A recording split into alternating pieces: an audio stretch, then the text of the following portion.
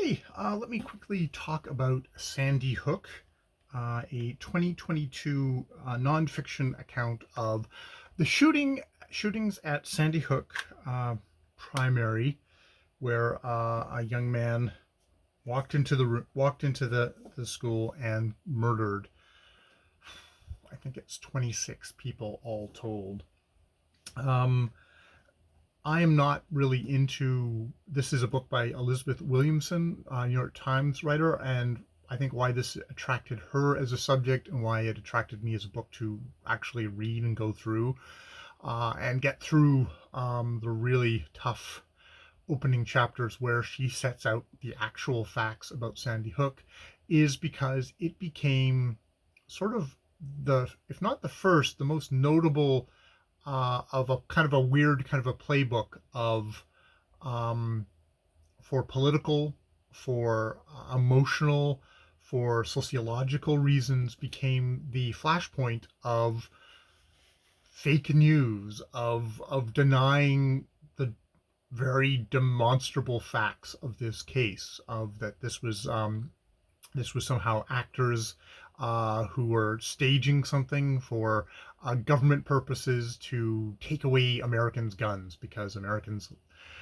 good hunk of them, seem to love their guns, or the people who manipulate them have made them believe that they need their guns. You know, as a Canadian, I kind of look at that from the outside, and it is so bizarre. And I have to say, as someone who lives next to the United States and hears about their continuing battles over trying to take the finger off the trigger to disarm the people in their country. That is also not a story that I was particularly burning to read about. What there is in here is the phenomenon of people like Alex Jones and through him Donald Trump um, being able to um, warp reality, to bend and break the kind of for a good hunk of the American population, good hunk of Canadian populations, at least a significant percentage of them, to break their kind of hold on reality and to sow serious not only skepticism but just flat out refusal to listen to the people that we did depend on getting our facts from, reporters, government institutions, things like that. And this isn't to say that we shouldn't be critical and listen and try and be media literate, but a lot of people became did their own research in a way that fed into all their own fears and almost kind of like mental illness, it seems. I mean, I think that's probably the weakest way of describing your opponent as someone who they must be mentally ill because they think the way they do. But some of these people, you wonder, like they've destroyed their own lives by what they do, much less harassing and threatening and ruining the lives of their targets.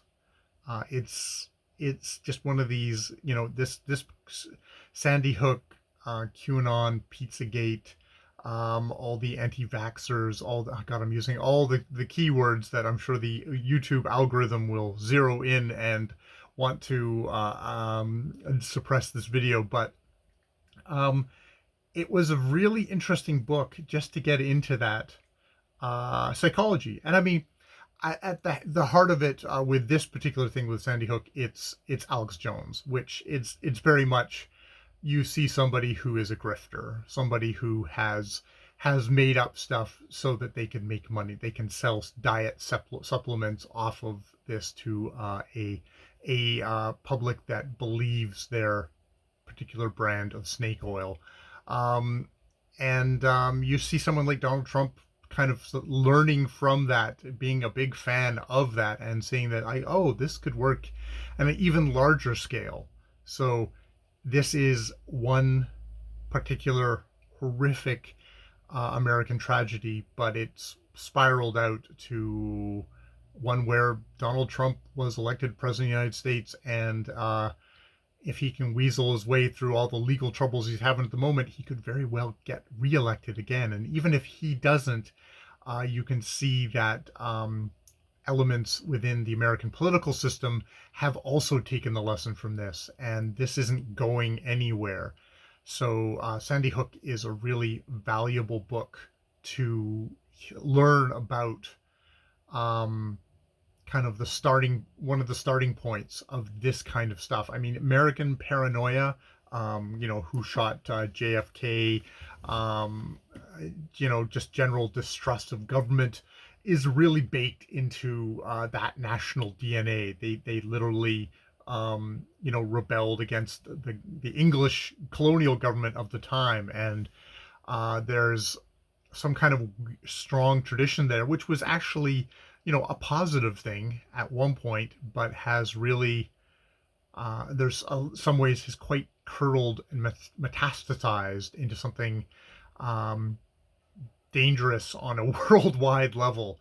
And I see those elements growing in Canada as well. So I don't put myself or my country at exempt from that, and I don't put myself personally exempt from all this, because Alex Jones was the guy who lived on social media, who thrived on social media, probably still does, and was a YouTuber, sent all these videos, all this broadcasting. There is the role of social media in all of this, of spreading this, of unleashing something. There's very much, there's a democratization of information, of like, who gets to talk, like I, standing in my room here, get to talk about this book, and a lot of other people do too, and not, and I like to fool myself into thinking I do my research. I try and, as much as I can do my research. I mean, one of the things about this book is definitely a part of a project to kind of push myself out of my comfort zone, and the world of someone like Alex Jones or Donald Trump or just mass shootings and stuff like that is definitely well outside of the stuff that I would usually dwell in. And this took this I listened to this as an audiobook, and it took me a while to get through it, because it wasn't the funnest book to want to go back to, but it definitely felt like a necessary book to try and educate myself on. And probably says something about me that I'm going to a New York Times writer who's written a book on the subject as someone to give me a factually based account of what's going on in the world, and not going to a website where there's another bozo like me sounding off about stuff, who perhaps has only done cursory stuff or has let his own fears dwell into it. And I'm sure my fears have. So I mean, I think the point of me doing book reviews is, I found this book interesting. If you're interested in it, I am obviously not the place to stop. The place to stop with it is people who devote their lives as a craft, as a discipline, to investigating stuff like this, and are, to a certain degree, it's that I can, I can place a certain amount of confidence in what they're reporting to me isn't made up crap. That said, how 100% sure can I be of anything? I can't, which is where kind of the anxiety and the madness of the age resides. So yeah, that's my thoughts on Sndy Hk, a American tragedy, and the fight for truth, or something like that.